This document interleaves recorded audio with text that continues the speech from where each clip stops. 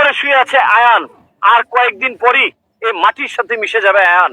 আয়ানের মা বাবা আয়ানের কথা মনে হলেই কিছুক্ষণ পর পরই কান্না করছে। আর নিচে যে ছবিগুলো দেখতে পাচ্ছেন, এগুলো আয়ানের ছবি, মাত্র 1 সপ্তাহ আগের ছবি।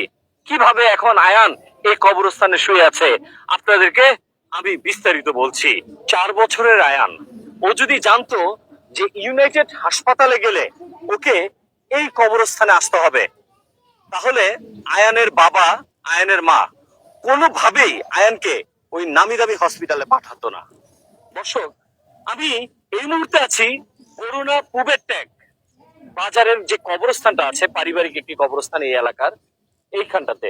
এই যে দেখতে পাচ্ছেন এখনো কাঁচা মাটি।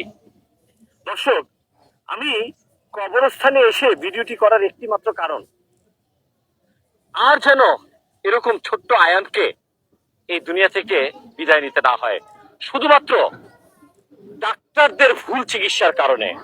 তাদের মা বাবার দাবি এই আয়ানকে ইন্টার্নি চিকিৎসকরা চিকিৎসা শেখার জন্য তাকে ব্যবহার করেছে, তাকে অ্যানেস্থেসিয়া দিয়ে অজ্ঞান করা হয়েছে।